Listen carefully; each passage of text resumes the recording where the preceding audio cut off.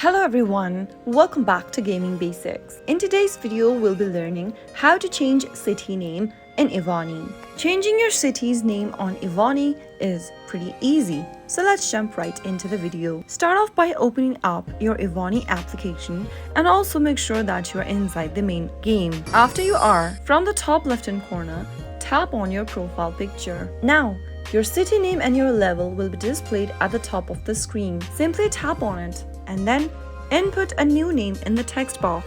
After you are done typing in the name, tap on the change button and tap confirm in order to change your city's name. As soon as you do that, you can now see that your city's name has been changed. It is that simple. If you found the video to be helpful, go ahead and give us a thumbs up. Don't forget to subscribe to our channel by hitting the subscribe button. Also press the bell icon so that you'll never miss another upcoming upload from us. I'll see you again in the next video. Goodbye till then.